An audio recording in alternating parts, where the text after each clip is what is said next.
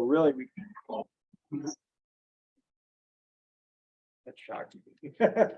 So we got down to what we had as a series of options that we built, in a spreadsheet form, and we were talking through there, and kind of where we left things was that the committee would make recommendation to the board, and the board would decide an action. And so then it kind of came back to us that the board's first priority was to look at solving the problem at New Boston, and that any residual funds, that really the next thing would be to strategize how to work on the high school. And so that being said, we took the opportunity of there being more than a month of lag to say, how can we start solving the New Boston problem first? So we could start having discussion about what that is.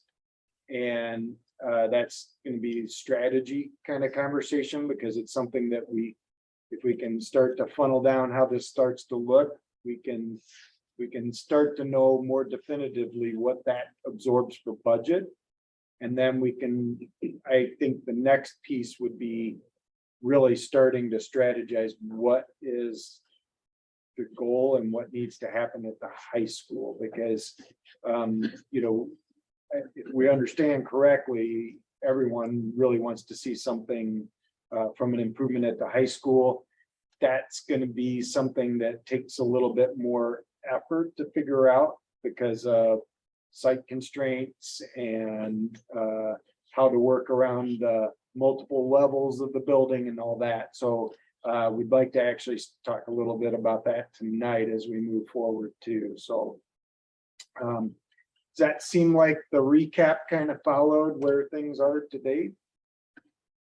Okay, so our team, just kind of shifting gears, we had gone through this space programming exercise, right? So we predict out room sizes and needs for the building, just theoretically, to fit the number of kids and the number of required spaces for the building. So then the next problem really is, how do you apply that to real life? And so we took a stab at some discussion pieces, and what you got to remember about discussion pieces is they're more of an ask of a question than they are a tell of an answer, because it's like when you try on new shoes, you got to try them on, lace them up. Are there hot spots? Are they comfortable when you walk around? Do they look right? And so we start to take stabs at how could you solve this problem at New Boston? And there's essentially kind of 2 or 3 big pieces that are a question mark. How do you construct an addition for education and not take out the addition or the building that kids are already learning in? Is there a way to do that? Number 2, we assume that the playground area is something we would want to work around, because you've got an investment there. It's better to look at open site if possible. That's a question. And then, just as the flow arrangement and the type of space is meeting the appropriate needs of the building. So what you're seeing is anything in light gray or kind of faded out is existing buildings. So that this is that multi-purpose room. You've got your library, you've got your gym. We've talked about this 3-story piece needs to go, potentially the gym. We're still not sure if that gym's a save or a go. Part of what we'll be doing is looking further at how this comes together. So at New Boston, the thought is there a way to add on to the opposite side of the building, because that would allow you to start work, keep this operational, and then after this is constructed, you could go back and deal with whatever you're going to on the east side of the campus. So the thought here is that you've got a main entry, stays a main entry.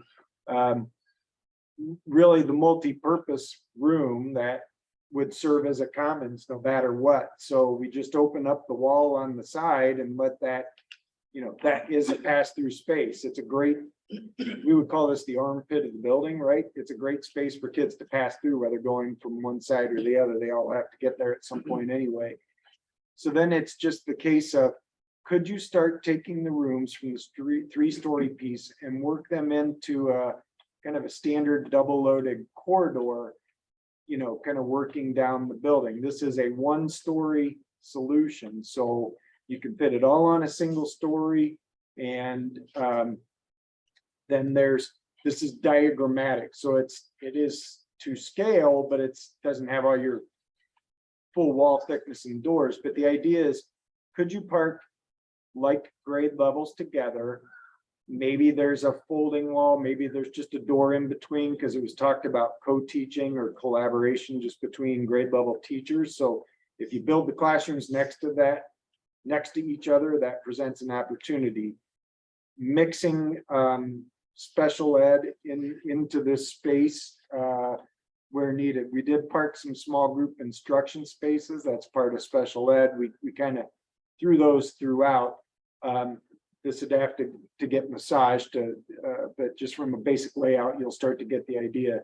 Dotting your specials kind of on one side, your grade levels on the other. New pair of toilets, So you're basically adding two sets of bathrooms, kind of one to cover this end, one to cover the other end. Access this way that gets you to the playground. This is a question mark that comes back to the site plan. Don't have to have an exit there, but we took a stab at something. But then essentially after the three-story piece goes away, then it would be creating a gym lobby out of residual space that's left so that you can get access into the gym and work around that gym. Maybe there's other stuff that needs to happen here, but at a very basic level, it's two preschools. I think this would be two kindergartens. I think that's mislabeled. Your library, your multi-purpose room stays as is, your grade level classrooms and your specials all hit one floor. Principal's office stays the same. When you shift this to a site plan standpoint, then really what it is you have to look at attaching to that side of the building.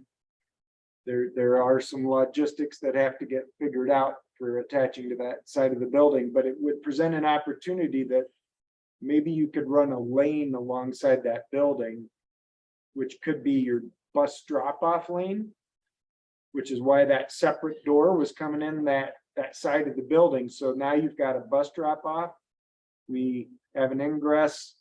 We're building over the current parking lot, so we moved the lot. This is probably a little big, could get shrunk, but now you got a parent drop-off on one side. We've aligned that exit with the street across the street.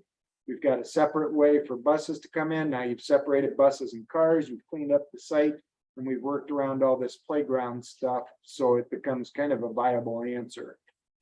So I'm going to keep blasting forward, and then we'll come back through these. So that we're going to call that option 1.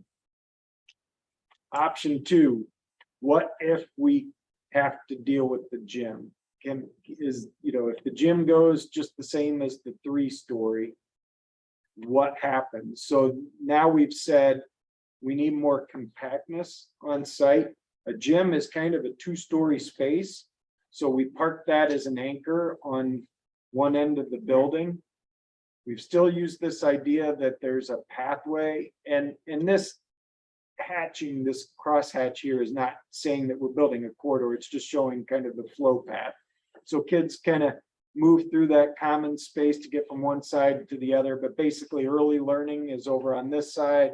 All the grade level classrooms are 2-story on this side, but essentially we add a separate entry. We've got our 1st grade classroom, 2nd grade classrooms, some special ed and specials. We parked a gymnasium. We've still got that bus drop on this side.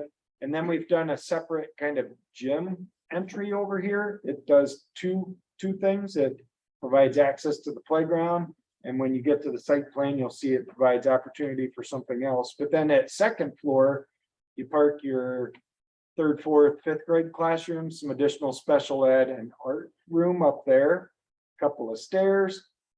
becomes a real logical plan. It's a real compact footprint. What happens on this side is we would keep rooms for pre-K and kindergarten. We would just kind of take that space that currently has access to stairway and that and rework it so that we can keep those two pre-K classrooms kind of there. And then from a site standpoint, this one allows us to keep the existing parking lot. So we would look at maybe a parent drop lane comes through here. We would still use that side for a bus drop lane. So we could do a bus drop coming through here.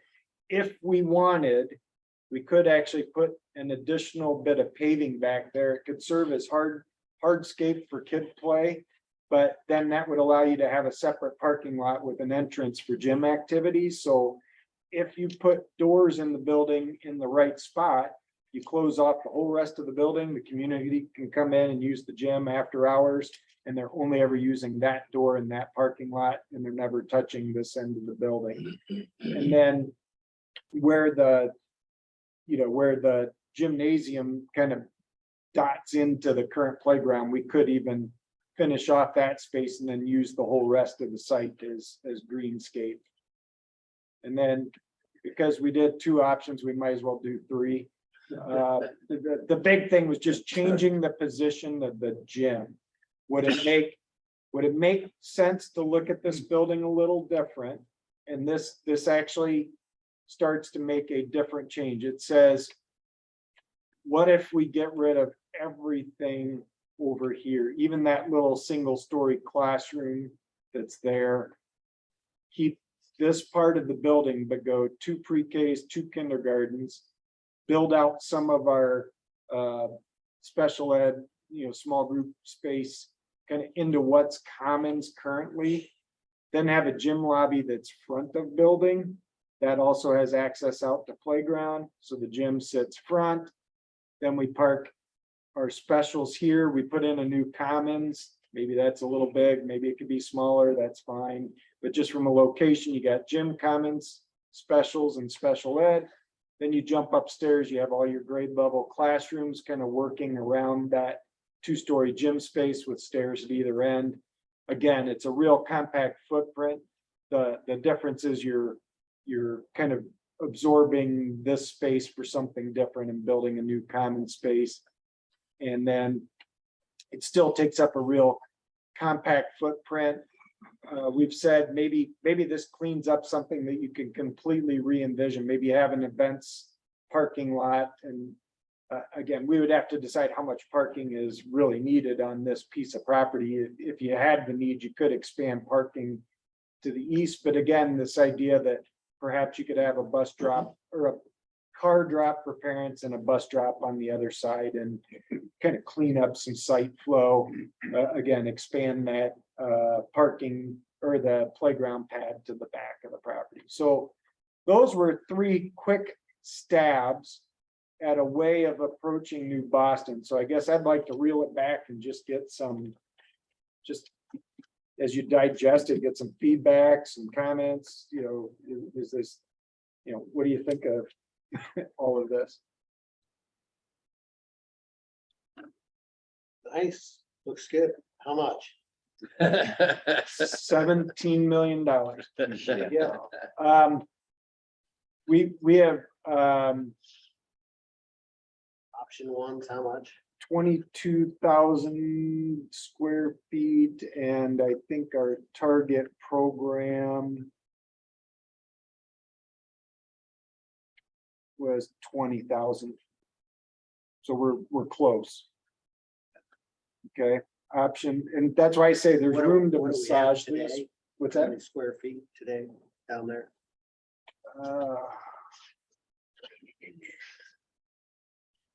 Oh, I'm not sure if I can answer that. That's okay. But yeah, 20,000 was our target, and 22,000 were pretty good.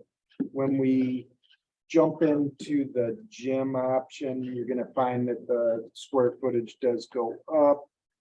So how big you making that gym? So that's 29,899, 989. That gym, they were shooting for that 4,000-ish. Okay. So it wasn't super Better than huge. Yeah, That's about where Apollo is. Yeah. 4,000.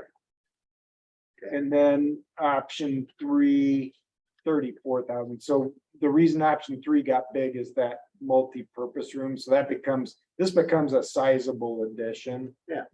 And how many square feet was option 2 again? 29. 29. 29.99. 22, 29, and 34. And so I think there's a couple of different things to kind of consider. Number one is the approach of adding on to one end of the building right?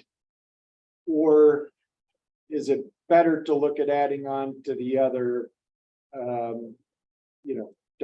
It's hard to know how to connect them back together. The other is, there's still a lot of question whether we can successfully remove the 3-story and, keep the gym, is there economics to replacing the gym? It's not to say that you couldn't do the option 1 and add a gym. It's just the new gym's gonna have to go back more where the old gym sits currently. Or do you even like the existing gym? Because it's kind of a different space. Yeah. Maybe you just say, we don't like the gym, we're gonna replace it regardless. I don't know. Well, I would hope so. Just my opinion. Looking at what we're trying to do, I guess. Yeah, but what is and I know things are changing, what's the rough estimated square footage cost right For that gym, now? Or just in general for all of the, Yeah, option 1, 2, and 3. yeah, I didn't get a chance to run budgets on these, but What were we up to last? the last time we looked at this with a gym, we were at 8.3 million.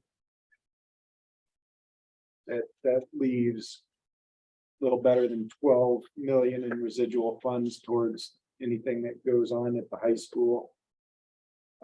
I'm confident there's efficiencies that can be gained in the plan. Part of the inefficiency is just the block planning it's quick stab at trying to get there. Get some concept. Yeah. So those classroom curtains that you were talking about, are they better? They make them better now than what they were made like in the 80s, or they So the not? big thing with a divider in a classroom, if you're gonna open it up regularly, there's probably a better way than just a folding partition.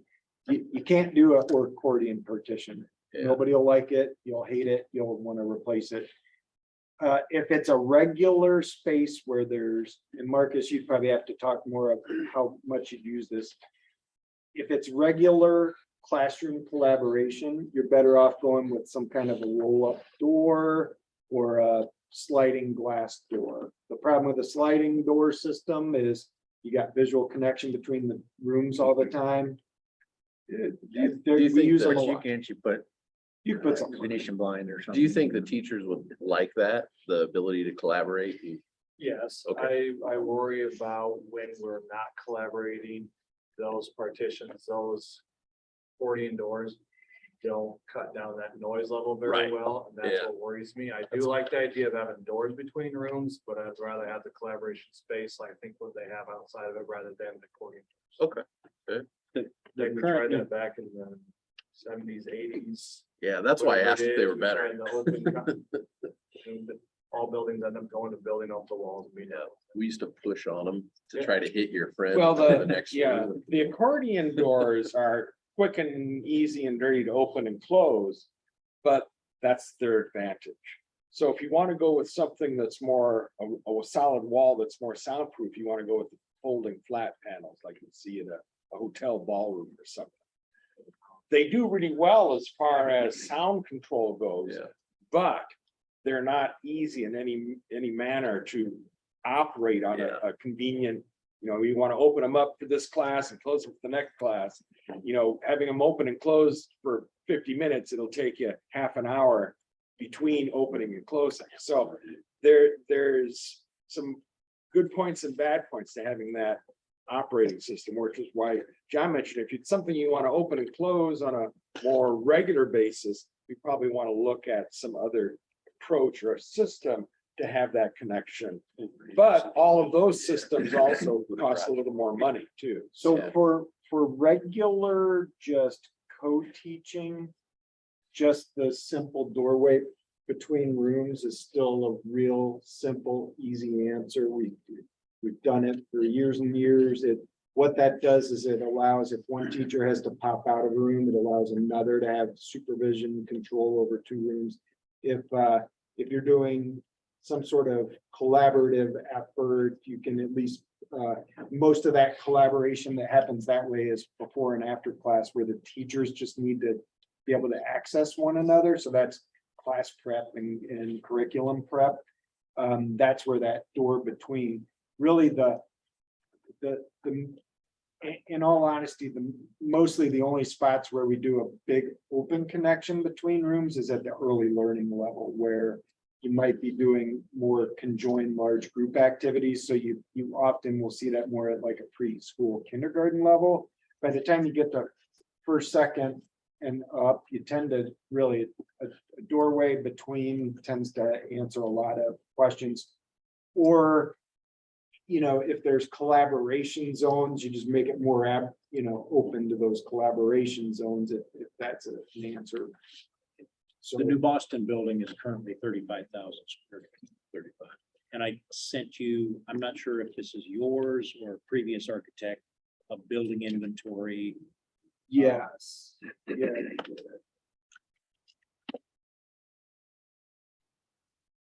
One of the other big things to look at, we've got concepts and we've got big picture concepts. Are we gonna do the gym or not? We're just gonna, only if we need to. We just say we don't like that existing gym because it's kind of odd, don't like the location, whatever it happens to be. But the other big picture question is there some advantage or disadvantage to doing a two-story addition? If we're gonna have the gym, we can do a two-story addition. Is there some benefit to not doing a two-story addition? And Maybe it takes up more space on the site. Maybe we've got to rearrange the playground, but there's a different operational aspect to a two-story building versus a single. we've kind of arrived, just to piggyback off what Mark's saying, we've kind of arrived at the idea anymore that there's not a huge disparity in cost between one story and two story, because you're building the same area with structure that has to support that area no matter what. So you end up running a real similar cost basis. The advantage to a single story is that you're not navigating two different floor levels. The disadvantage is you have a long footprint. And so for just dealing with kids moving down a hall, you got a really long hall to have to monitor and to watch. When you go to two-story, for this, where we're talking about a tight site, it offers you one distinct benefit, and that's that it keeps you in a compact footprint where you've got room to grow and change via addition in the future. So let's say it's two-story, but hey, let's work this plan so it works without a gym. You could always tack that gym on later, kind of thing. The one story gets harder. The other option that we really didn't talk about, but you could potentially say, maybe you do a footprint of addition here and a gym just pops on. It's just you're going to be without a gym during its construction. And that gym would maybe just pop back onto this end of the building. One of the reasons we made the shift to kind of include the gym over on this addition is it predominantly would get used by the first, second, third, fourth, fifth grade kids. And so you're not flowing kids constantly past the early learning portion of the building. So it kind of helps you create some boundary separation for the youngins, so to And the speak. preschools where they're coming in a couple times a day and. Yeah. Yeah, I think you're right, Julie. I have a question that maybe it's more towards the principals, so that. Just the thought of having not a solid wall between classrooms makes me really Yeah, I would take wonder your if the teachers would even opinion like that, advice on because that. the soundproof Yeah. issues. and the discipline issues that come from that. I don't know what you guys think on that, but I wouldn't like it if I was a teacher. So I don't know what you guys think, but maybe I the say staff could tell us. Wall better. with just a door. But I can ask the teachers tomorrow, but I would be willing to put my money on. Or like all somewhere where the it same line. goes back into the wall, like, Right, we're talking, when you're talking a door, you're talking a single door, you're talking like 2 5-foot panels that slide in, sliding door. I mean, you could do something like that. Every time you put a hole in the wall, you got a breach in the sound barrier, so to speak. So if it's distraction that you're concerned about, a single swinging door that you have enough room that you could always open it full open. And you arrange the room that the teacher's desk is where that, on each room, they kind of mirror, so the teacher's desk is by that door. And then when it swings open, those teachers have kind of control from the basically same vantage point. That's been successful. We've had buildings where that only occurs at the higher grade levels or the lower grade levels, like, it doesn't always occur at every room, so. It's just, it was something that came out when we were doing some early programming talk, and we wanted to pair these rooms up just in case. So there's one more option. You put the classroom entry door right next to each other, and then, yes, your teacher has to go out in the hall and back in, but they could work from a vantage point of controlling 2 classes. And that would be my preference, I guess, because one, a single additional door between classrooms is one, you've got significant additional cost with every door opening you have. I'm burning up usable wall space within that building when, if you pair them together, Mark, like you did in this hall, in the hallways in this Right. building, it's not a huge inconvenience to walk around the front. Well, security reasons too, if you have an active shooter situation or something, now you gotta secure 2 doors, Yeah. really. You do, So, not knowing where they're coming from. I would say the connection between rooms, I'll go back and say it again, most of the time, we only really do it at the very early learning level. You tend to lose it a lot at the higher level, where you tend to pick it up, and it's usually 5th grade and up on a lot of our projects. Happens more at the intermediate level, where you get more into collaborative learning situations. You might have classrooms bordering on more of a common space where you might have an opening in the classroom where they can just bleed out into that common space. I'm guessing you guys probably don't do a lot of that kind of thing, so. I think everybody in my building who has one of those removable walls has it, one way or another asking to get rid of it. Because I think we did at the high school too, didn't we? We've gotten rid of the accordion walls at the high school. We got rid of one at Apollo here earlier this spring. when they built those, that was back when school classrooms, a good classroom was a quiet one. And that's not really the model anymore. But still, we got kids that are quiet reading and the other ones are actively involved. It's disruptive. You ever been to Peoria Heights? I have not. And they got the stub walls between Oh, is that one of classrooms. those open concept Oh. buildings? I've read about those.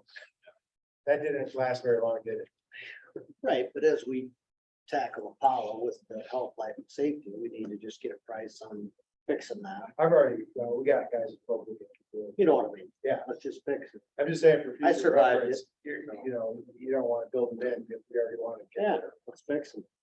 That doesn't sound like that much money. So, yeah, is the plan still, like, I don't know, you'll have to fill me in, Mr. Flood, Paula does the same, but swapping teachers for math or some, like, one teacher specializes in math, one teacher in another, is that still the plan for the We do a 4th and 5th fourth and grade? fifth.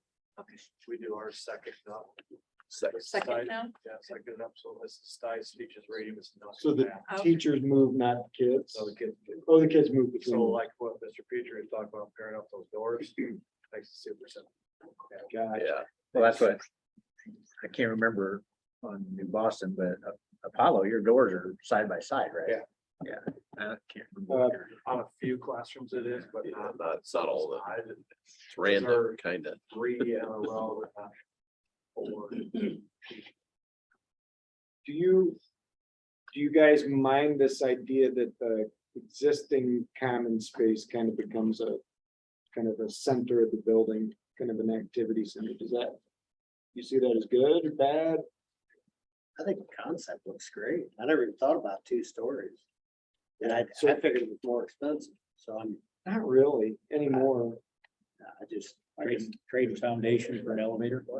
You're trading foundation for some steel columns and yes. an elevator. Yeah, I understand the elevator, but I mean, we're fighting that today in multiple buildings, so, but with today's technology and engineering, that's a different animal.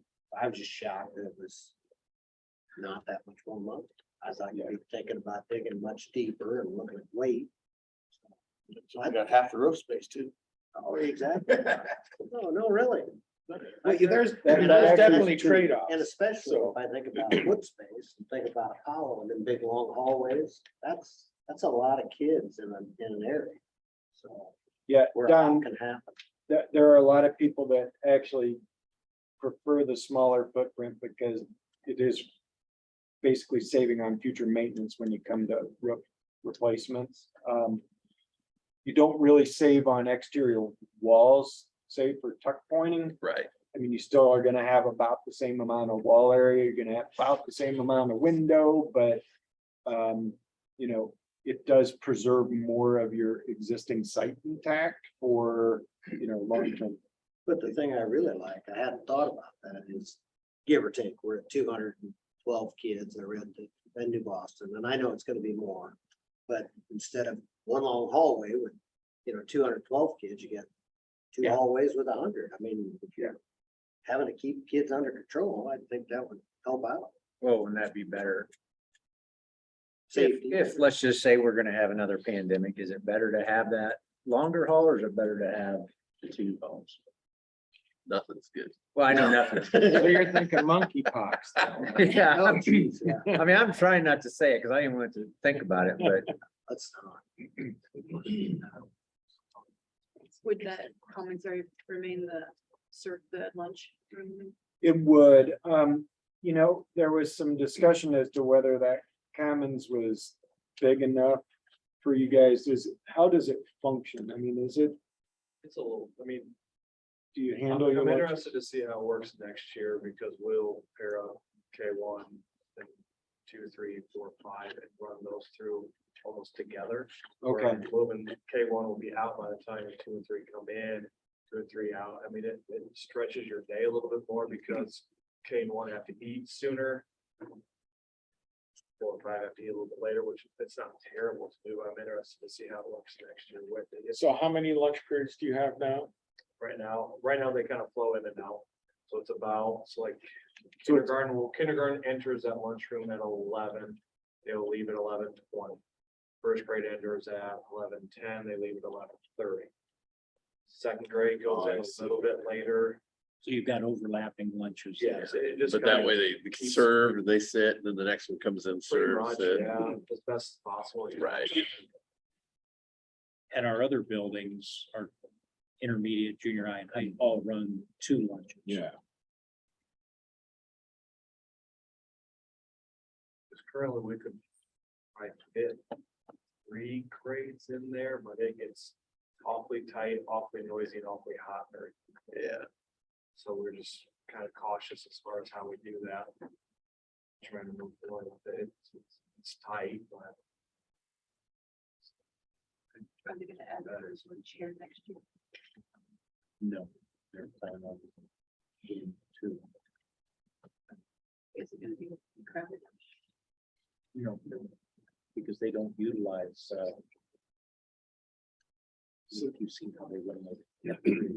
They don't utilize the big space. So when we bring side tables.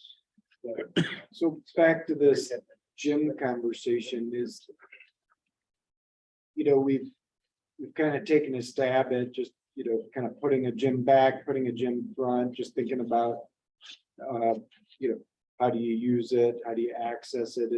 Does any of those look appealing if you're I like that one back? At the back. with the, I think it seems like for flow and adult access to the classrooms, it looks like the gym in the back would be the best option. yeah, where it's at, like that one right there. Yeah, I like that too. I like. Well, how you that- could use it for community. Then you don't have space. people getting to the classroom section. Right, and it's, I like that. What yeah, do you having think that about extra- the bus flow and the? I really Like the It is overlap. My thought, I'm just thinking right now is to move the gym down next to where our cafeteria is. So that way when we have stuff, we have more staging area, more exit and entrance area. That's our concern that we have at the high school right now. We could use the cafeteria for more in and out type of deal. I don't know exactly how, I guess specifically work and look, but could you utilize basically the whole, I like the parking lot, the bus lanes alongside. There's a lot of, I do like about it. I'm just trying to think. But you like, want Jim like kind of in that position. Could you, And that was one of the concerns that people were bringing up is when you have like, and I know it's not very often, but Christmas and whatever. You can't fit one of those programs anywhere in there. But if you had the gym up against common area, I don't know if you could. it's just a flow of people. You're right. I mean, Tim and I looked at the junior high gym and figured out what the capacity is, but we feel more than half of that. That is a concern to have. We'll Well, next make year they're gonna something have, work. it's gonna be a pain when they have them here too. You're because right. This thing's, But anything they do here today, they do in shifts. right, So Gotta I figure out mean, something. you Yeah. can put a gym kind of leading out, out from the building. What happens is it kills your current parking lot, See, and that's why I like it being flush at the front of where we're at right now.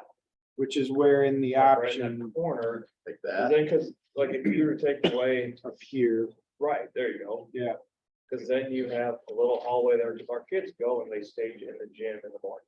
So the gym is right next to the cafeteria is right next to the gym. We're not running down the hallways. We're not doing stuff. It's a little bit, Does the Less pre-K and supervised. K go into the gym as well? everybody goes. up. Yeah, so that'd be a central. so essentially it would be saying, keep the existing. Multi-purpose room, I mean, like this- rework this to. And that's Have close enough to the classrooms, which would, essentially what would happen is some of this stuff moves down a floor. Which now shortens this addition down and keeps it more compact. What are those classrooms next to that cafeteria there? Yeah. Art music. Okay. Art, music, so we put specials down there. But it's not to say you couldn't take first and second. Push them right there, that gets them down on main floor, maybe keep the specials down there. And then rework your other rooms up top and see how that kind of flows. I'm thinking out loud here, but, I don't know, have you guys ever been to United High School? Like their gym, like where that multi-purpose cafeteria is, it's kind of off the end of the gym, like instead of that. Oh, yeah. You know what I mean? So then, and they have partitions there, big ones. So for events, sometimes they're closed, sometimes they're open.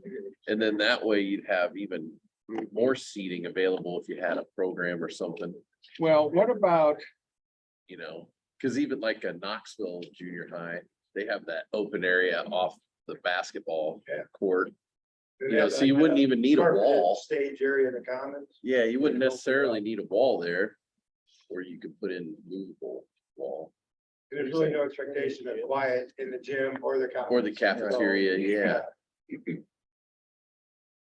So the structure runs the north and south wall of that addition, right? The gable roof piece. In theory, you probably could perforate or open up that west wall of the kind of where the, It's almost This way. A-framed and you can yeah, open so up you that could A-frame. do it. if you did that as, take out that existing wall and did that as cafeteria commons with gym there? Oh, yeah. Maybe that is kind of a happy compromise. See, I can't see, it's too small. Yeah, let's just do that.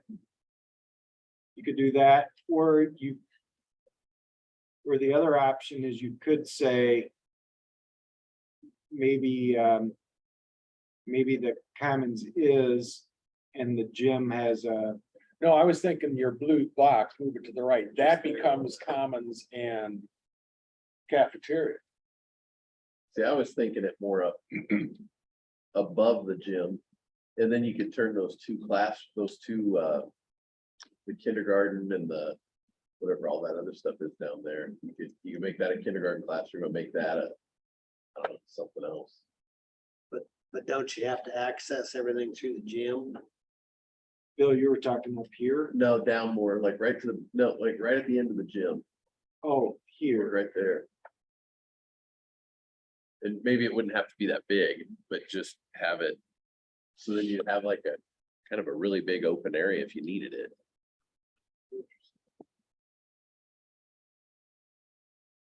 Look at the site plan again. I like the gym down on the end, flush with the front.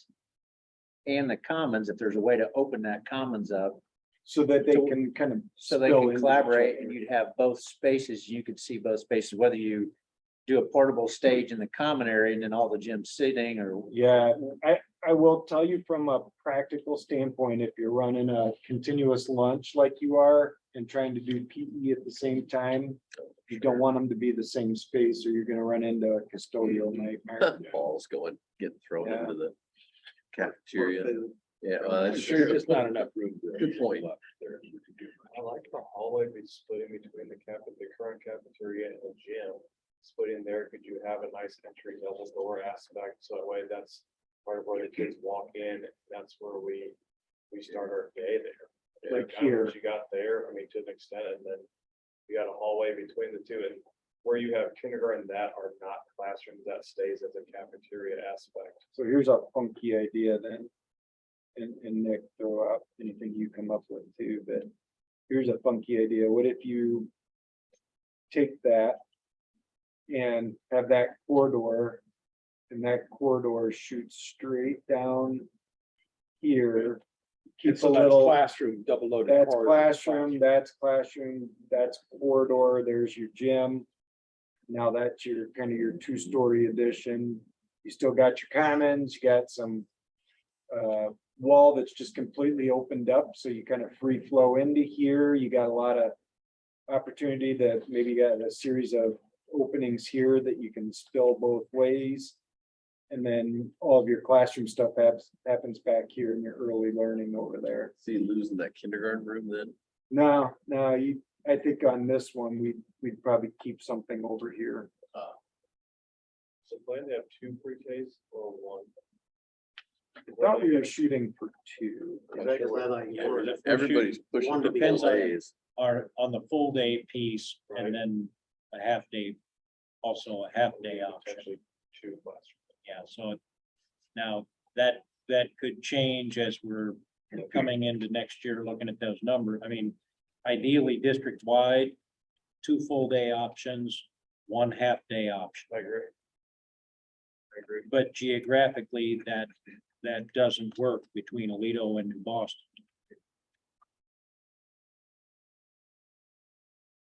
And that, but the things they're asking to change, we're still talking square footage, shouldn't really change price. much. Yeah, rearranging the location of the spaces. Yeah. Is not, Still about. square doesn't matter. footage. It's when we're making it bigger. Yeah. That you spend more money.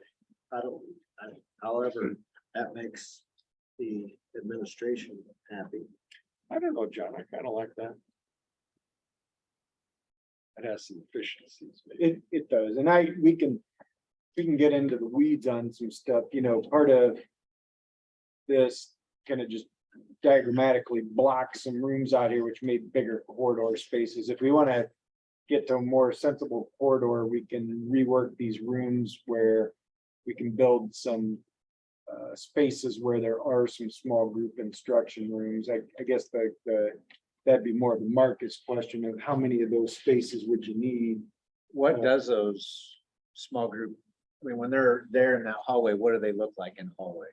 Yeah, so it can be either a glassy box or it can be just a room with a door, but you know, those spaces are where your reading interventionists, your one-on-one instruction people take a kid, you know, so often you see the desk in the hallway because that's where those people I go. was gonna say, Mr. Fluette does that on a regular basis at Apollo with desks in the hallway, and the fire marshal has a fit about it. The every fire time he marshal walks does in. Try to move it when we know it's coming.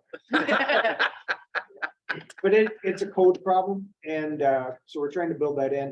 It's an instructional problem. You have your highest need students sitting out in a hallway, trying to get the most intensive intervention instruction.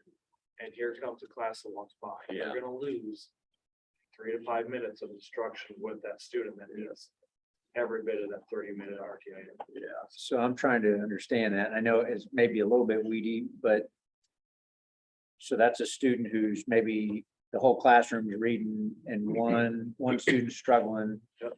And then Yep. we have a reading interventionist. That's what they do. They work with them one-on-one. Is it- On two, yeah. Okay, and rather than putting 1, 2, 3, 4 spaces, is it better to have just a small office or room for them somewhere where? I mean, that's what we currently have now. Okay. Yeah, We have That's more of a operational question. The reason the small group, you know, the SGI room kind of became what it is because it's in proximity to where the kid has to be pulled out. It's kind of, it really comes down to how do you want to use the building, you know, from now into the future. And so so like when they're doing their reading, we pull them out, the interventionists. Do we do the same thing with like math, Yep, and you'll see that. other stuff, and they pull them out in the same, so you could use the same spot because they're not gonna be doing it at the same time or not? Well, we can, because like our RTI time for like first grade is 1:15 to 1:45. And so any intervention that's needed for tier 3, which is our highest need, what we're trying to do is fill those gaps, those holes, and see at what level, what rate they can learn, and try and keep them honestly and on the receiving night. So this is our highest need student prior to receiving a night. And so, yeah, it is, if you two are struggling and we see these gaps that we use our data for M class or map or whatever it is, I know you two need to work on digraphs and diphthongs. All right, come on, we're gonna go work on this, and I'm gonna plot you every single day and see where you're at. It's my- very intense. My gut feeling is a building like this would benefit from at least 3 rooms that could handle a 4 to 6 person capacity. Does that Yep. seem appropriate? Our tier 2. So it's not just one person. They may pull out 2 or 3 and work with 2 or 3 people at So one what time. you'll see is like Mrs. Mulberg will pull a tier 3, and you're identified as tier 3, which is intensive intervention. We want a one-on-one or one-on-2 for half hour every single day with that kid. Now we have tier 2 intervention, which you got some gaps, you're doing okay, you're kind of holding your own. And so then we'll have our classroom teacher will pull, we want between 4 and 6, 4 and 7 at max at that point, because we're trying to get those gaps filled before they fall lower into an intervention piece of students. And there's different ways to handle it. The beauty of the 3 spaces, it does allow that individualized approach versus slamming a bunch of kids into a room where there's more distraction that they're already trying to combat.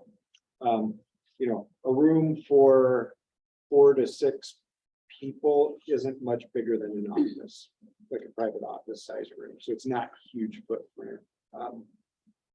So am I hearing though, Marcus, that it's probably better to have individual, like more of the individualized rooms as opposed to one big group room, or does it matter? I mean, that's what we have. We have the one big group room now, and it's just utilized for small intensive intervention. So we have a classroom currently utilized for small interventions. The thing is with reading you'll go in and you'll see a bazillion different things. So storage is gonna be a concern too in the small office as well. I don't know. Okay. Stuff worked for so long. Well, if it's fair, we could explore kind of both ways of skinning that and see how it lays out in the building. There, the problem is there's never a perfect answer for this stuff. It's so fluid, because whatever his needs are this year, they're gonna be different next year, and they're gonna be different than the year after. And so all we're doing is creating a space for opportunity, because there's nothing prescribed. Just, we don't want anybody. That's our goal. Yeah. And once we have nobody in tier 3, we don't want anybody in tier 2. That's, so we want them to be like early in the year, Mrs. Bowler will go co-teach with, she's coach on with Mrs. Dice, Mrs. Myers, Mrs. Carey so far. And then we'll say, look, if it's the same for our math interventionist is to be able to step in and co-teach, but then when it comes time for Bill needs help with math intervention, I can pull him at this specific time. So that way we're working on those gaps as well as be able to catch him back up to. So is there a formula on that based on poverty level or what? I think, how can you estimate that? By testing it. I'm sorry, as far I as. mean, is there an estimate? After you test it, you already know, I'm saying, how do you estimate by mean in the future. a group of 200 kids? Is there any estimation based on a formula based on poverty level or demographics or something that would tell you, hey, I need about this many rooms based on this many kids? I'm gonna tell you no, and here's one, and if you can have that, I'm gonna say no. Right now, our kindergarten has 0 tier 3 intervention kids. Like, that's where we're doing really well in our kindergarten. Next year with our kindergarten coming in, we'll have 3 one-on-one students with 4 that are extremely high need with 1 that's not broken. It depends on the class. But Yeah, I'm but guessing. when you start figuring 200 kids, there ought to be some sort of a way to So, Statistic. come up with some. yeah. in I theory, understand that there's a Yeah. big difference right there. That's But 2 classes. His not grade, all. his grade level, he doesn't have 200 kids per grade level, where you Right. might have some trends. He's got 30 kids per grade level, and that's just really unpredictable. And Don, my shoot from the hip is just based on buildings of similar size. Yeah. Kind of what we I wish I see. could give you more of Yeah. a, we expect 10% to be in tier 3 and we expect 12% to be in tier 2, but it fluctuates a vast majority. And I'll tell you with our amplified curriculum, we've seen our numbers decrease, but that doesn't mean that a class coming in may not have a significant more high need. We had one family move into the district a couple years ago and it nearly doubled our special ed needs down our entire hall. One family. Bad question. Way to go. I don't mean to be, but it's tough to answer. I'd love to be able to have that data. That'd be fantastic to be able to help us out. But oh, it depends. Well, I thought I had 7 wives there for a minute when you guys were going, oh, I like, no, let's move over there. Oh, let's move back there. I think the couch should look good over there. So I didn't want to say nothing, man. I didn't want to confuse the issue. I think I've seen that intervention thing. Trying to figure out how much when I it went to costs. see Mrs. Sawassek's room. Where the door's And gonna she be did at. the main lesson Whatever. and then pulled 4 kids. They stayed in her room in a Yep. corner and the others were with the co-teacher independently working. While the other 4 got intervened like it was an Colors we intensive use. session with Mrs. Sawasek. And she's, Brass they were in the rubber same stamps. room and there's, so it's a lot going on. Brass rubber stamps. So that would be nice in that situation, like that's what we're looking for to move to our tier 2 instead of it being a whole separate thing and you 3 need tier 2, you 2 need tier 3, but the rest of them we're benchmarking. So that'd be nice to have like your small group instruction piece where then Mrs. Sawasek can say, all right, co-teacher, whoever it is, Mrs. Hill, whoever it is, you're gonna work on skills of this, but I'm gonna pull these 4 that struggle with that lesson back. And step we do up, that because all you're right, the it's a time. lot going on, when you have 2 people giving instruction at the same time. It's hard to keep attention of first graders as it is, so let alone when I have this group teaching this, and this group teaching this, in the same classroom. So that's where the small group instruction would be beneficial in those areas. Yeah, we'll look at some different options there and mean, ultimately, it's, anything you do is gonna be a change, so, it's just making sure it solves the problem.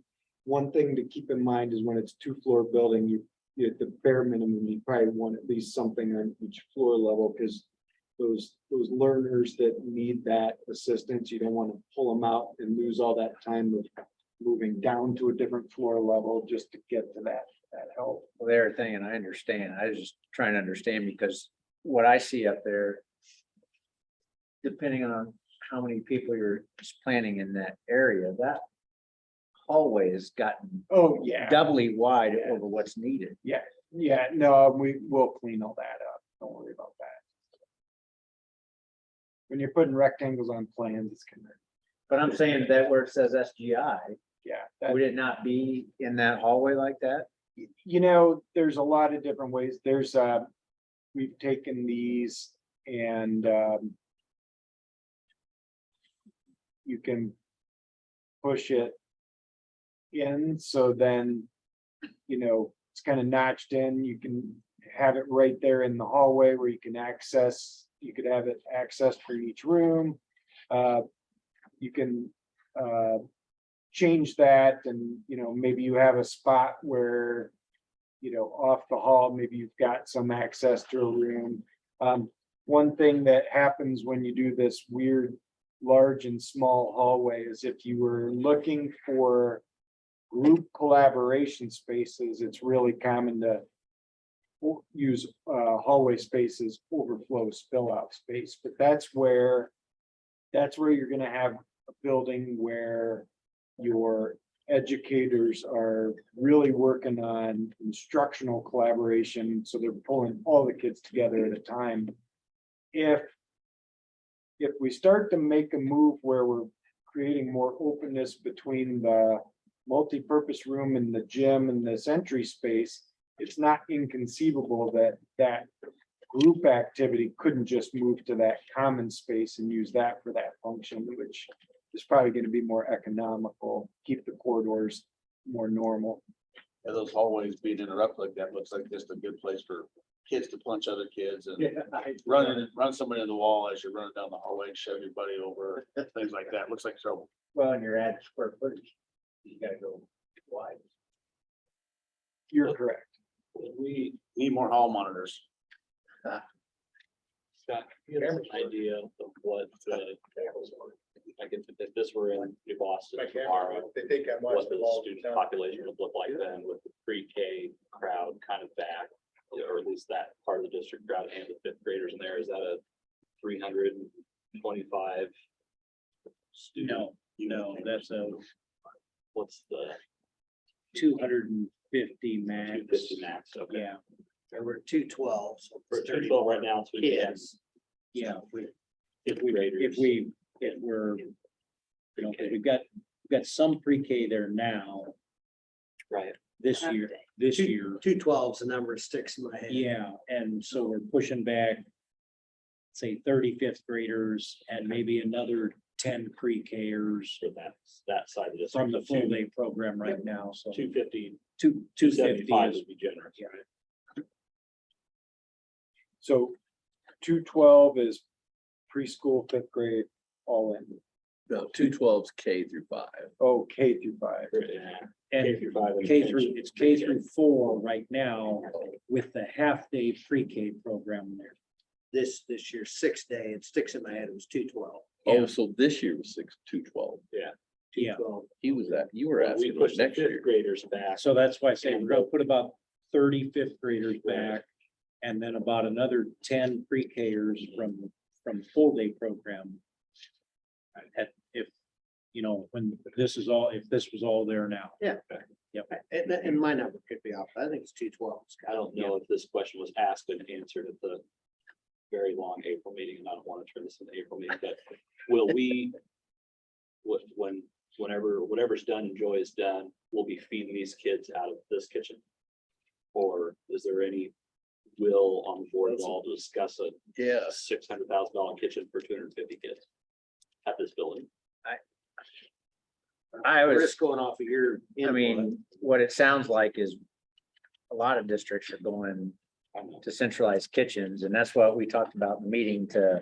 Yeah. To get a food committee together. Yeah, and I hope that solves that problem. I just wasn't sure. Yeah. That's still the direction most districts do. is Well, the no, Central, even the central kitchen, there's not a lot of cooking that goes on anymore. You can buy all your meals from Hy-Vee. I was gonna ask too, Scott, how is it to, because if we were to put a kitchen down there, would we be able to staff it?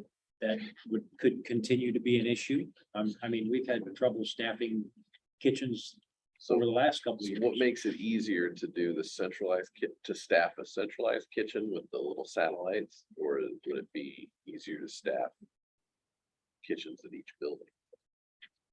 The central, it's easier to staff.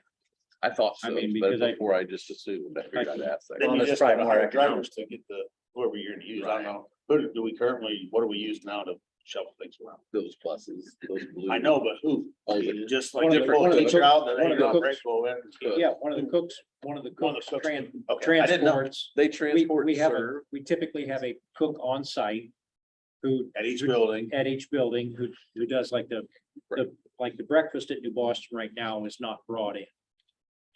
It's, From the night before. yeah, it's prepped on site. It doesn't take a lot of preparation and It must so, not take any heat either. What a heat it does take is from the little warmer that we have sitting on the counter. Okay. That's. Yeah. Ham and cheese omelet thing. Kind or Is it like a warmer big you're gonna see at microwave or Casey's. is it more like a convection oven? oven, I guess Convection is oven. what it is. Yeah. Kind of like a, So I you guess got, maybe so you got one teacher that's there at the school, or Yep. one teacher, one cook that's at the Yeah, school. and then one that Then you send transports. one, that an actual driver is a cook also, Yes. or works in the Yep. kitchen. And they drive the food and then they help that Yep. cook that's already serve there. it. Yep. Yep, and then they And- bring everything back. Then they And bring then that everything one back. cook stays there and cleans up or Yep. whatever, the other cook drives the other stuff back when they're done. And Yeah, and that's what we do at the high school and that's what we do at the Boston. I didn't know what the procedure was exactly. I just knew you guys handled it. I just didn't know what it What do they actually do for entailed. Apollo? Just cart it over? No, Apollo actually cooks in their kitchen. Oh, they have do two- still? They have two Oh, cooks on okay. site. I didn't know. They warmed? I know. And you don't have any problems with people that are cooks having driver's licenses. No, everybody you guys hired. Don't bring that up. Now we will. Well, that's the first question when somebody comes to my shop. I said, do you have a driver's license? Because I don't even want to talk to you if you don't. I mean, I don't even don't have anything for you to do. I think my biggest Except for concern is your our, driver's license. the New Boston district has a high I'm serious. percentage of free and reduced students Me. prior to the new, everybody gets food kind of deal. And the food quality of what we need to have and should have for our kids, that these may be the only two meals that they have. I'm just being honest with you, I'm being upfront with you, and if we're building this for the next 50 years, build it right. Put a kitchen in there, be done with this. We are the New Boston Elementary is the safe shelter for emergency situations and for, I mean, is this, if this is something we're talking about building for our community and everything else, then we gotta look at building it right now. And it's gonna cost more money, I get it. If this is what the board has discussed as far as building right for the next 50 years, build it right. Because one of the questions is, do you have an actual food prep kitchen? No. Do you have a generator? No. Do you have backup heat? No. Do you have backup light? No. Do you have? So if this is what the board wants to do it right the first. That's something to consider.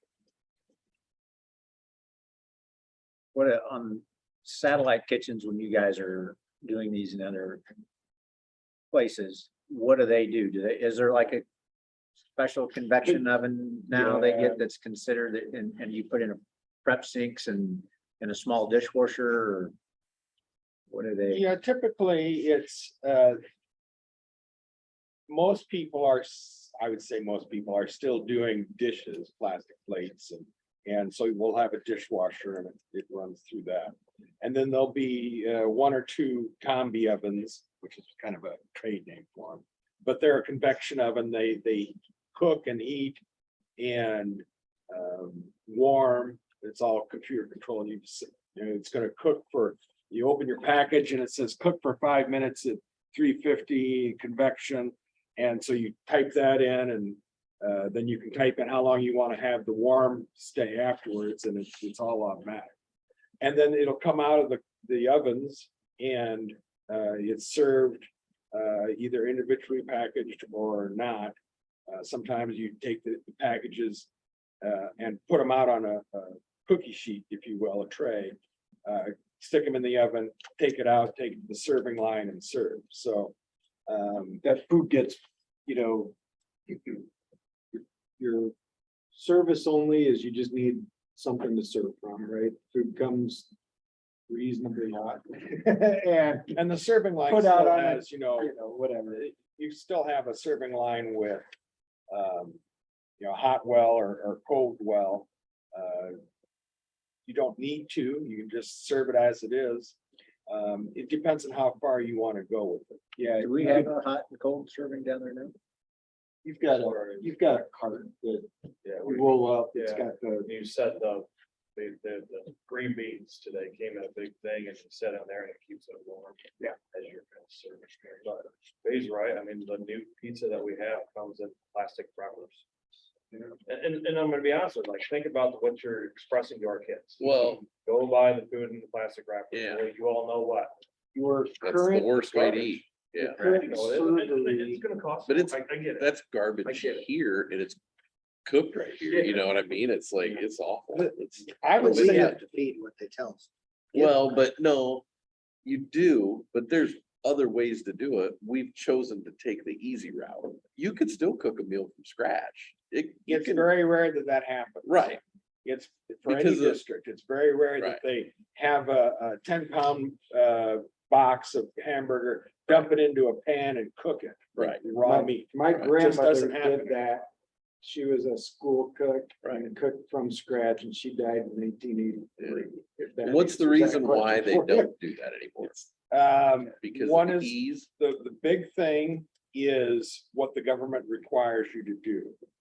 The other thing is you have to have trained cooks to do all of it. If you're gonna Right. make bread or cookies or whatever it is, and you've got flour and you've got a mixer and you're dumping in flour and you have to know how to do that. And that takes training and knowledge, and you have to make sure that, if you're cooking hamburger, the hamburger is cooked all the way through. If you're doing something else, chili, you would think chili would be an easy thing to do, right? But someone's got to chop up all the onions and cook the hamburger and make sure that it's, cooked properly to the right temperature. And whereas if you take that prepackaged item, spread it out on the cookie sheet, stick the cookie sheet in your combi oven and run it for an hour, life is easy. So, and a lot of restaurants these days too, you go out to restaurants and they're not cooking their hamburger from scratch. They're pulling out that frozen entree and sticking in their combi oven, and it runs for 5 minutes or 10 minutes or whatever it is, and they serve it to you. So you're not really getting Happy Joe's, you're getting DiGiorno. Yeah, kind of, yeah, I mean, yeah, somewhat like that, yeah. Can we at least entertain the notion on our next Yeah. vision of this, of what it would look like to have a kitchen on there? Sure. It's And like what that- 20% of our kids Yeah. who have a higher need for food than. What the cost would be for that? Is it 600,000? You could what are we doing? Do we want to have just a couple of combi ovens? Or do we want to have a grill? And, griddle and a stand mixer and a steam kettle? Do we Finding want to somebody cook that can from cook scratch? Is gonna be the We problem. we don't use any of those things in our current Right, business now. so if we're just doing if We've got- we're doing a kitchen, that is a standard kitchen these days, when you're doing your cooking Yes. prepackaged materials, Yeah. you're probably in the 400,000-500,000. It's you will do your dishwashing, so you'll have your 3-well sink, you'll have your, dishwashing unit, a couple of convection, these high efficient convection ovens, and a couple of warming cabinets to keep things. Now, I'll take that back. That's for a kitchen built in an existing building. If we have to make the building bigger, then you're gonna take that, $300,000 or $400,000 and add the construction cost of the room to it. So, you know, it's you know, you're probably looking at $800,000 if we're adding. We're gonna make the school, the new addition bigger to be able to have a cooking, whatever that means to your kitchen. Yeah, it's probably $600,000 or $800,000. So We'll have to explore it. It's the kitchen As you could equipment say, might be it's hard to- $150,000, on that. you know, Well, by it's not gonna itself. shoot the pit, but like, Yeah. one of the things we're gonna take a beating on is, food quality. Like food quality, we're gonna take a beating on, and that would at least solve it for 1 in 5 kids in the district. The servery that you have isn't sufficient size, so that little room is Right. insufficient. So And if we did something the- has to change. If we did this option though, where we were kind of extending that little area out, you could put the kitchen in there and extend the area where they eat. Yeah. It really, yeah, you can convert all that. Could you put a, you know, a kitchen back in here? Can you park something off to, you know, one side of it? There's an answer there. And We can figure that out. It's not, you have to think about kitchens, where are things coming in and going out? So it's one thing to Right. have a warming cart on wheels and you roll it down the hall and into the serving area. It's another to have, you know, a cooler, freezer, you know, what are you gonna do with that? Is it something that you've got to keep track of all of that? Can you use the cooler freezer at a different school? I don't know. And it And all, how would you get the supplies in and out of the Mhm. building? yeah, it gets, kitchens are complicated. Well, and I know and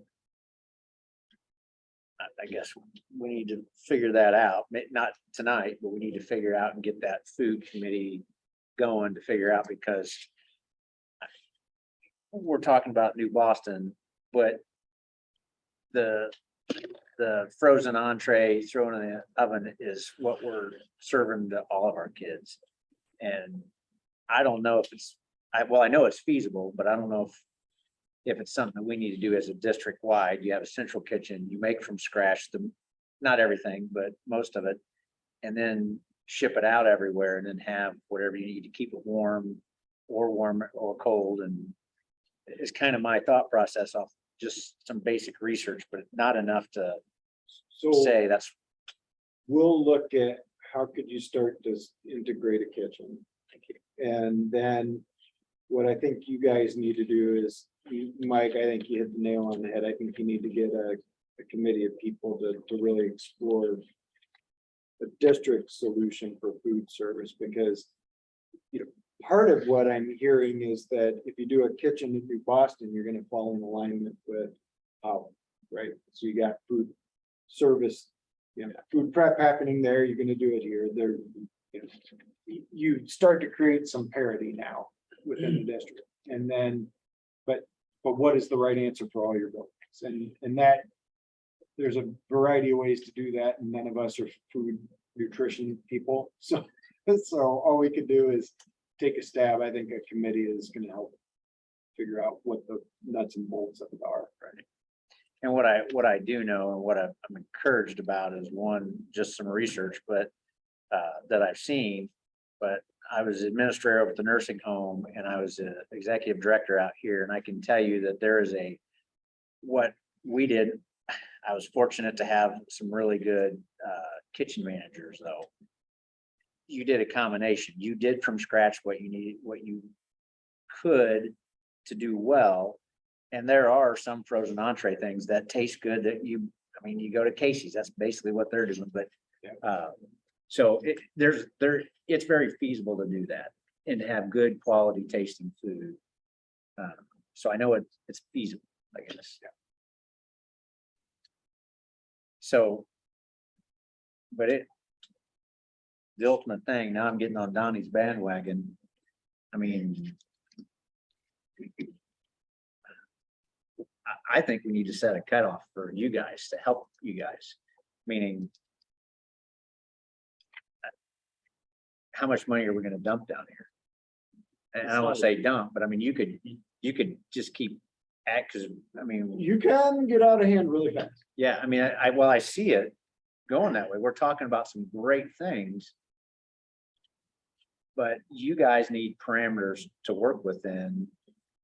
I think that's what we need to do for you guys, because otherwise you guys, if we just say, yeah, we want these collaboration spaces, and yeah, we want a kitchen, and yeah, we want this bigger gym, and we want it all, and they're all viable, but if we don't. Do that and find out what all the numbers are on each thing and pick your poison. Yeah, I think it's, the tricky part of this is we will tell you what you can and can't, not that you can't afford it, but we'll tell you where the numbers hit. You're gonna have to make the hard decision of what's in and what's out. I mean, I hate to put it bluntly, No, that's. you guys are gonna have to make a hard It's like decision. building a house. It is, it's true. It absolutely is. We will find the efficiencies where we can. I think what these plans do is just organizationally, they help us talk about ways to approach this. And I think we've had really good feedback from that. So I feel like we've got good direction of where to start working this next. And yes, we can start looking at budget and where that puts us. I will tell you, we're gonna pad it because of the market right now. The two things that are still really problematic, and you're experiencing one of them right now out here, is you can't get materials quickly. Right. And so that part is likely not gonna change. The costing situation right now, we're at this weird like 12% kind of inflation situation that you keep hearing about in the news. If inflation goes up, so will goods and services. So, and it's really hard to know at the moment. So we'll probably put what we call an escalation floater. And that's just a blank Sounds number, scary. it's just to pad the Escalation. budget, and we have to.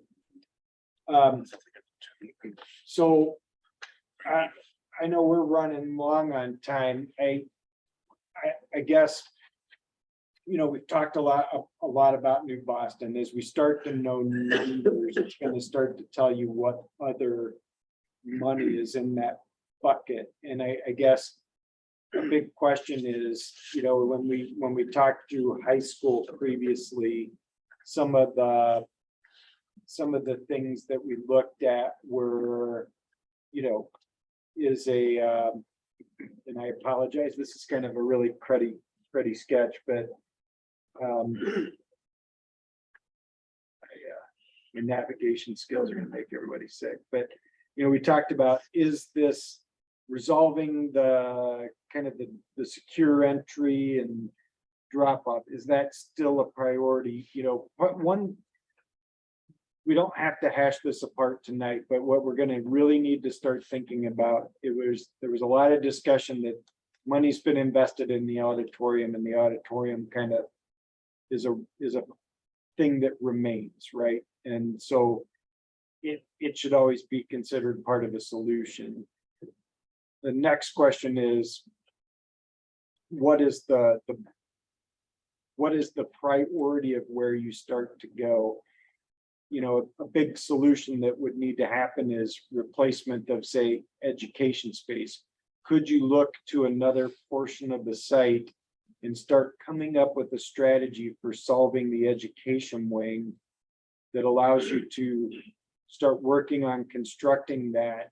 You come back, knock this down, and now you have a new building starting to happen around this other building.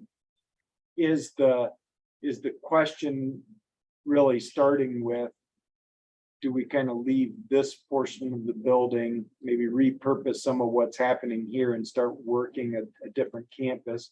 Or is it kind of the opposite? Is it we're saying, well, no, we can work with what we got here. We need to kind of re-envision stuff elsewhere. There's a million ways you could go.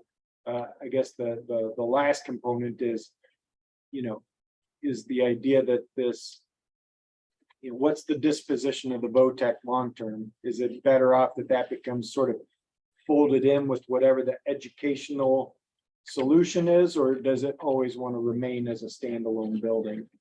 And so these these become really hot topics for how we start to look at solutions, because as you could tell, there's disruption of parking that has to get relocated. You know, if you're gonna fold this into this VOTEC into something, well, then that frees up site that you can start to look at something. If we're looking at replacing classroom wing, then we start to know what we're solving for right out of the gate. So,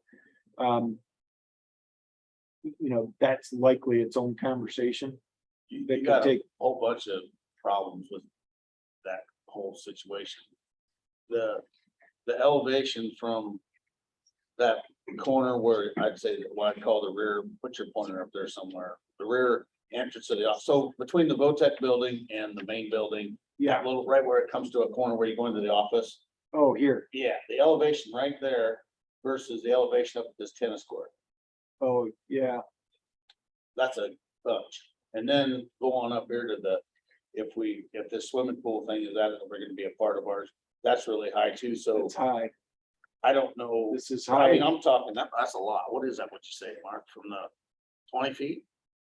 To the swimming pool. For the elevation Geographically, that, change? this is our worst site. This is your Right. worst site. It's a So challenge. Would you guess it'd be 20 These- feet Yeah, elevation but from the? from the back of the school to over to the corner, like where you'd walk into the principal's office, I guess that. Right where you go up to the 7 or 8 principal's feet, office, right from there. there 7 or 8 feet. up to over the elevation of the swimming pool. these, Oh, yeah. these cars are about, what, 4 or 5 feet Yeah. below the top of roof on Yeah. this building. But that some of the building's up things- higher than that all I tapers think down the you're whole way better there. off going to the But, right. but some of the things though, even that VOTEC building, So- from what I see inside it, it's So terribly then, large compared to the space being used when I So- look around in the ag building. I mean, it was, when I went through there, we had tractors in And there, it- combines. but it probably hadn't changed the time, right? I mean, we Yeah. did some, well, you see what I mean, Don?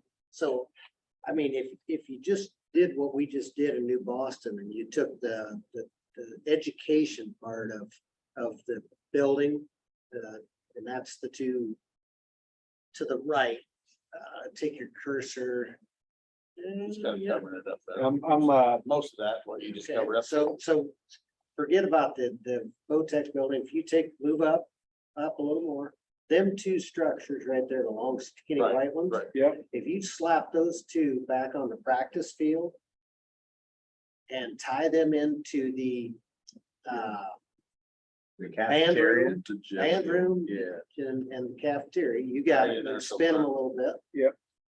That is in, yeah, a little more, oh, you're talking like. right there. Yeah, That is, that elevation out of that band room, down. Oh, into yeah, into that, not up building. in that parking lot, but. Yep, now you're on Not a into the parking lot, reasonable yeah. elevation. That parking lot is high. You've got. So then- Yeah, down you gotta out go of that. to the west, I guess you call You it. see where I'm at? Yeah. I'm yeah. just looking at If classrooms, you keep guys. showing down there on the practice field, then now you've got a reasonable elevation. You see where I'm at? yeah, yeah. And understanding, I know the football and all that, that's a couple months. Well, and here to there- figure that out. So Mark brought up a point, which is valid too, which is, do you start over in here somewhere and work your way back in? Because there's a little bit of grade change on that parking lot to the right, but it's not like the swimming pool or the tennis courts or the It's not that bad.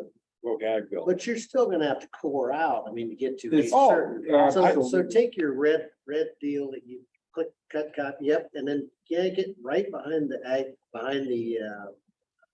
no, over just behind the band room and turn it and hook it Oh. onto it. Yeah, yep. Turn it there, now you're talking, right there, something along similar. Now you're on a pretty good elevation, Don, you with me on that? Yeah, it's going uphill all the And way. you got a Not- primary, We're gonna have to Or- dig Yeah, this out. yeah. Understand, we gotta dig some, and then on this top left corner, guys, the top left up there.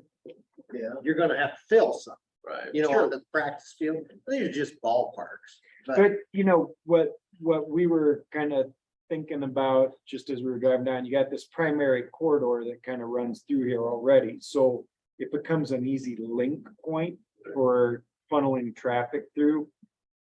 Ultimately, you kind of want to see that kind of go away. Yeah, and that's what, get That rid of could that, be- but that what could I be thought from the is, parking Don space and there. everybody else where the tennis Or courts a is, new entrance. why can't that be the new face of the building? Oh, so Where you're at? flipping it all I'm flipping the around. whole thing and let's make the new face of the building be next to the tennis court. Here's another thought. How do So you get there? So we. new Mark, road. Mark, what Go if ahead. you got an ingress point and an ingress point? What if you say, this is the new, this is gonna go away? What if this becomes the new front? I like either one. You see where I'm at. I just think everybody needs to, we don't necessarily that works, need because you to be can have coming in that. the old, Exactly. the old building, you have to face. Yep, and then the Then other, we end a lot of our problems with handicap and all that. absolutely. So if you took your building and did and brought it around the side, just like you said, and you can, all you gotta do is deal with that little bit of car problem there in the old main parking lot. So if you spun that around and make that your new entrance to the building. And my concern now on this side is, you get to about where this lighter green is and it drops down a hill. And this is already 5 feet lower than entry, and so, And I believe the state will fight you tooth and nail, anything you can try to do out. yeah. If you probably. start getting close to that 94, they're gonna fight you. Yeah, well, it's also the cost it takes to add on gets a lot more with all the fill that you have to do. So if you do start to explore a solution that works back in, like we're talking at New Boston, I think you can get at something more economically. Well, with this too, for events into the auditorium, you walk right by the office, right to the auditorium. You could expand that little commons area there a little bit. Yeah, I think you Front of gotta the do auditorium. something. Instead of going down the steps, move Yeah. the room out. Yeah, There is a problem, and I don't know, it depends on how you arrange everything. If you have incoming road and it goes in front of the building and comes back up the hill out. Your vocational building is now separated from your main building by traffic. Right. And like I said, I didn't know how you were thinking where the vocational building is going. But if you're a regular classroom teacher, you do not want the vocational building inside the main building. Yeah. You don't. But I'd like Julie, to I was see us- hoping that we would put the vocational building hooked onto this new red rectangle Yeah. somehow. I just feel like, and I don't go in there, our VOTEC. It's VOTEC cut building up. is huge. Yeah, It- it's, it's- There are 4 teachers in there now. Well, you see what I'm saying though, but I'm It's just talking about 12,000 the old square shop feet. area. You see where I'm at, Scott's shop and well, I would say 50% of that building is not utilized very well. Maybe you Is should that talk to reasonable? teachers. Well, no, I don't want to cut out the teachers. I No, want to make but them they, space. I've been in there, they weld in that whole I one shop. think from a safety and security standpoint, finding a solution where it's connected, even if it's slightly removed, you're gonna create a safer environment for the kids. Plus, you're gonna, you have to deal with that fact that in the winter and the bad weather, they're walking in and out. So I think yeah, finding something where you can bring it in, doesn't mean that an immediate step isn't disconnected, but I think you gotta remember, you're gonna talk master plan, so you're taking steps towards right. a goal. I would love Yeah. to see it like yours. I'd like to see that old building just demolished and a brand new area that's better usable space. So what I did is I Cause I just, know the They're ag, they got like, you gotta walk through one classroom to get to the other to get to classroom. Mr. So Lucas's if they spot. could have some, just a better layout and everything. Well, it wasn't and originally space. designed for 2 teachers. Right, And now you yeah. got 4 in there. right. And that's why maybe they need just better utilized space. Maybe the square footage is right, but it could just to utilize better in that old building. You can't really do And much. everything you're talking about there, to me, then we pretty much walk away from all the education area plus the VOTEC building. And we kept the band, the chorus, where they have the plays and all that. Just like you guys wanted to keep that, whatever the money you went in there and did, I think it's great. Throw turf on the football field. You don't even I need keep the- hearing that still. You It'll don't still even be need wet the- down there, Yeah. You get some volunteers to donate money to that, I bet it'll go in really quick. That's what we gotta do. Make it rain, Billy, make it There's rain. no way we can ask taxpayers to fund that. We No did way. it for the whole football field. We got it up. Well, Besides, it sits on the well, junkyard. I guess part of what I wanted to get at was, where do you start because what would be great is to start, like we just did at New Boston, start taking a stab at like, how can you start to really think this through and come up with something that gives you more meat for discussion. And putting a blob on the plan is really easy tonight, but it's gonna take more thought than that. Would that blob be 2 stories then? To accommodate It's everything. we probably currently gonna have? have to be 2 stories. I think anything you do on this property is better suited as multi-story, that you could get into the question of, is there even a 3-story component that solves some big problems for you? For example, maybe you use grade change to your advantage and have something at a low enough level like shop space or something where you can easily get in and out, but it's a down a floor, so it feels isolated even though it's in the same footprint.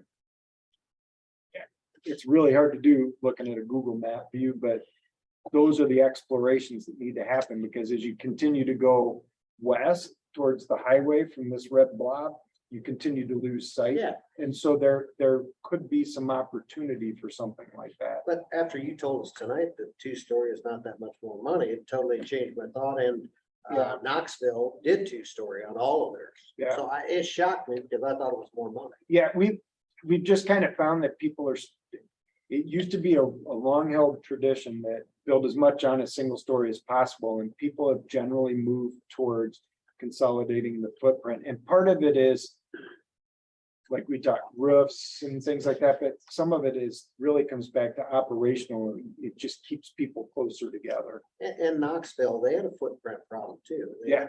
They had to stuff theirs behind the building, and it looked like it grew there after. So that's why I just thought if you would turn your new face of your building, Yeah. you would just change the whole look of the building and say, our new entrance is either there or over there where you were talking about Turner.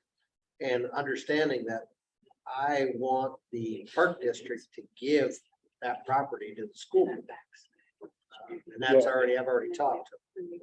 That's So, good. We are in the process of moving that pool off that property. When will they know? They, Park district. they already know. I meant, well, I'll rephrase that. When will they have a decision? I think they're working on it right now. There's a Okay. committee that's working on a new pool right now. Okay. We say fall of 23. Of course, I'm on the committee, so I say fall of spring of 23. They claim we can't get some parts that we need.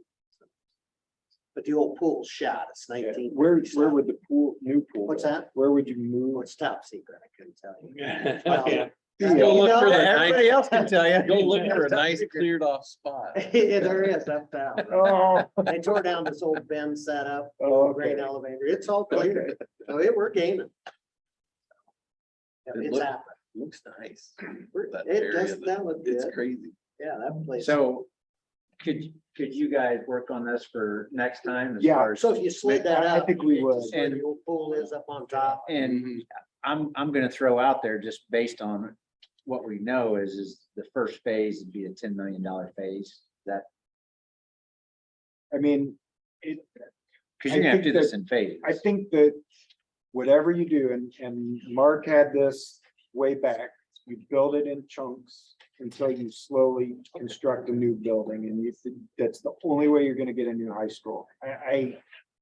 Unless magic rains down money from, trees, there's no other way. So yeah, you're gonna have from the money that's been plotted out, you'll have a project in New Boston, you're gonna have residual funds, and I think really the magic is how to get the budget to work, so you get enough of what you need at New Boston and get as much as you can here. Well, we can't forget Apollo, that we need to. Yeah. Do what we need to do there. Which is 1.7 of health, life The safety. give or HLS take. stuff, yep. And So then if that's we have still, to we're do, in the ballpark, believe it about, what'd you say, 11 to 12 million, depending on where we end up in Boston. Depends on how much Scott wants to let you guys spend. Barry borrowed the money. He can't take it with him when he retires. If he did, he's gonna have one of them yachts that they stole from the oligarchs in Russia. That's exciting. well, but. I know it's just a bunch of rectangles, and squares, but that's exciting. But we need to also talk about Apollo when health, life, safety covers a lot of the thing, all the things we need, but we need to talk about if. We've talked several times about a cafeteria. And that was my question. Is it cheaper to build a cafeteria or a multi-purpose room? Cafeteria is likely a smaller space. It's the food service part that you gotta kind of square up on that. So Scott, that's Yeah, I not don't- part of the 1.7. No, That was no, just, and that takes care of all the other kinds of things, but when we've talked about at Apollo, because it's the one building that doesn't have a separate eating space and a gym. We only have one large spot there. And last year, when we were looking at going back to full days at school, there's no way I would have been able to feed the kids and follow the contract with the teachers, because we only have one large area. Good. And we have to close down TV for 2 hours every day, in the middle of the day, to get people fed. I mean, there's not, what's the difference between a cafeteria and a commons area? And really, it's whatever that kitchen component is, the serving Yeah. component. Otherwise, the space, it's a multi-use space, whether it's, round tables, rectangular tables, or whether you've got fixed, the seats are fixed to the tables, or it all folds up. But there's a difference between a commons cafeteria and a gym. So maybe the question is, do we want to turn the existing Apollo gym into a commons and build a new gym? I don't know. Well, that's my question. So, because I mean, I went over and met with Bill today and we kind of talked through some stuff. But they have a gym, Yeah, but they use it for cafeteria, but would it be less expensive to build a probably to build a multi-purpose room. Because that gym, you want to have, if you're going to build a new gym, it's going to have a 25-foot clear ceiling probably. And Right. so then, multi-purpose space, maybe it's got a 15-foot clear ceiling. Right, and that was my thinking, was height wise, you're gonna Yeah. save some. And then, your gym has equipment, right? The big thing is if the gym space is not adequate, then, like, let's say you were gonna use it for some other opportunity and you needed a bigger gym, it's hard to adapt what you got. So, I think a multi-purpose space is cheaper all day long. It's a smaller addition and both footprint and scale. And gyms, you're going to build a new gym, what are you going to do for the floor in there? So is it going to be maple? Well, Yeah, probably. And I don't know if when you guys are looking, if you can look if you look at the kitchen layout on that. We kind of looked, and if you came. If you go to the north off of the kitchen.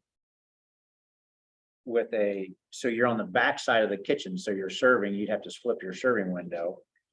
But you can come out, you'd still leave green space in between that multi-purpose room coming out and the music and tech room, so they have natural light coming in.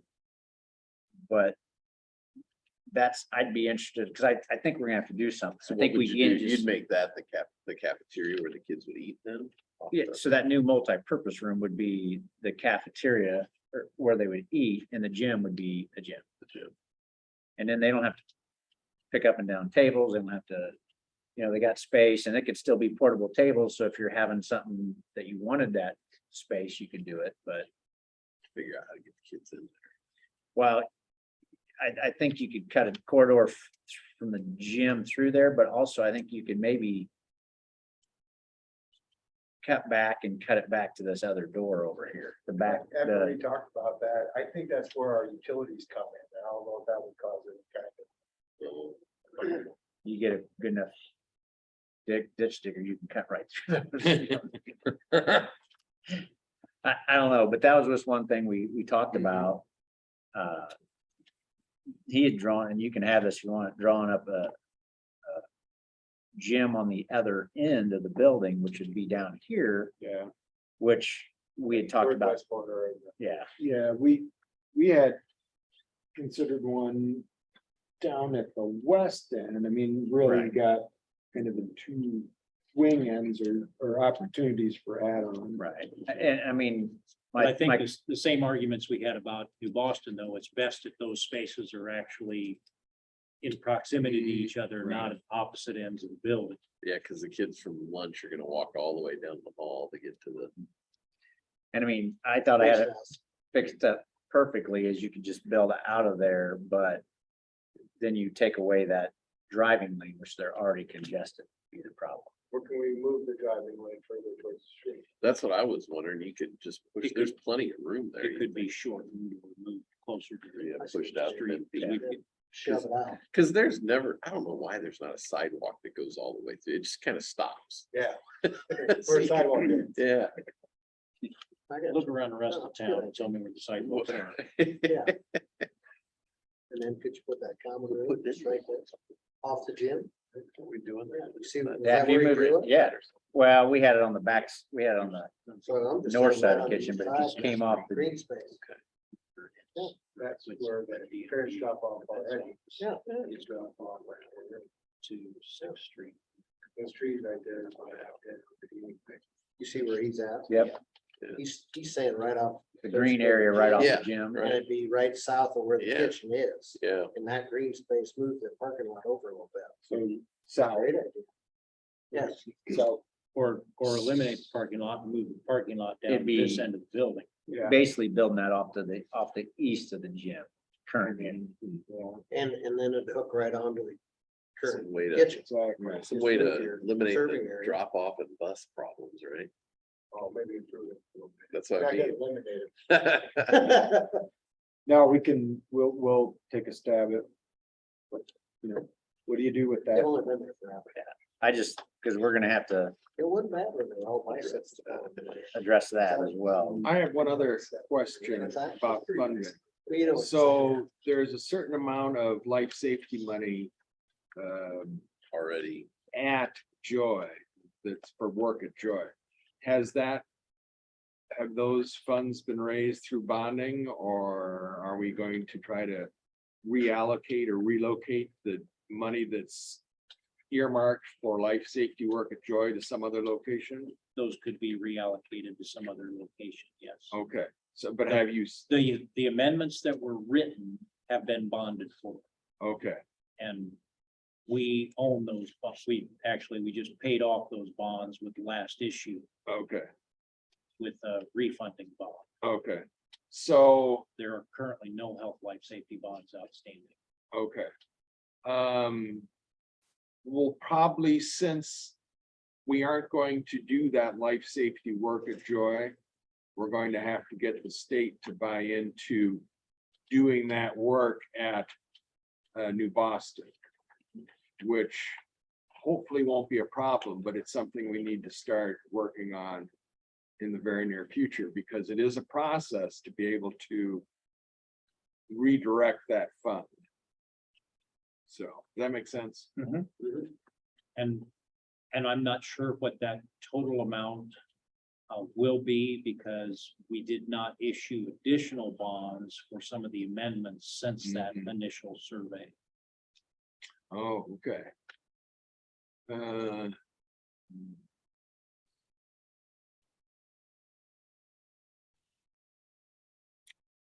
I don't know. That's an interesting thought. Can you? Yeah. I don't know. But it is something we have to figure out. Yeah, I mean, just based on that initial survey, we know what that dollar figure is. right, right. All right, Can I give just some food for thought? I was just writing down some notes, things I noticed, and I'm not trying to put a fly in the ointment or anything, but we're talking about a new gym or cafeteria or something at Apollo. But neither one of those things were in the plans for NBE. Maybe a new gym, but we want to try and salvage the old one. I think in the kitchen, we're talking about keeping the kitchen at Apollo, but we're not willing to put a kitchen at New Boston. Again, I would like to see the parity in the plans so that both buildings are equal. And then I still would like to know where special events for New Boston are gonna be held next year. Unless we plan to use Lies Joy again. So if For we, that. for as far as the kitchen wise with Apollo, if you build that cafeteria out, you're gonna be spinning where you serve from. You're not gonna need all that kitchen. So you can reduce that amount. Basically, I don't want to say take it out completely, but whatever we come up with, and I think that's the food committee, we gotta get going to determine what that looks like at the satellite areas. That's the kitchen part anyways. You're not gonna need that. Is my thought process on that. I don't, but I really think you gotta look at the whole picture when it comes to the food in the kitchens. That's that, and it sounds like, I'm concerned about the cost, or it sounds like the best footprint that I think every one of us agreed is the gym in New Boston down by the commons, current common area, I think is what we all agreed on. I mean, the money's gonna be a concern, I think. But so you're gonna have the gym, so there's the gyms, and then I thought you guys were gonna try to make that to where there's a way to open that up for events, that you have the common area and the gym, kind of like United. So that would be that area for events. And it's not, and none of that's set in stone, But obviously. for next year, we don't have anything for them. Next year is gonna be turmoil for every building, even the ones that have stuff trying to figure it out. I mean, that's just part of the growing pain of going through this, I think, but. Is a gym not big enough for these events? In New Boston, heavens no. Not new, whatever our new gym size is, that's not Well, big enough. you know Oh, what the that size of the Joy Gym is? New Boston programs take full one side and part of the other. And they have chairs on the floor also. So That's you're how talking full those are. 1,000 people Well, show up? Yeah, but I Really? mean, they're gonna have problems here next year when the Right. junior high is doing the band and I know when, before we were ever consolidated, and this was a 6 through 8, I would be sitting in the cafeteria listening to my nephew play because we didn't get here in Oh, time okay. because it's full.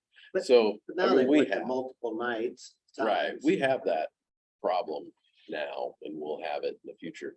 But I mean, I don't know why they can't. I mean, the Joy Gym will be open next year. The pre-K will be down there. They could use it for a year until we get the new facility all built. Sure. Unfortunately, some of these details will have to be as we go, Yeah, but I think we're all agreeing we want the new gym in Boston. Yeah, if we Yeah. can make it work feasibly, yeah. Look good to me. yeah, Good, you're on. I think the interim situation is gonna be tough.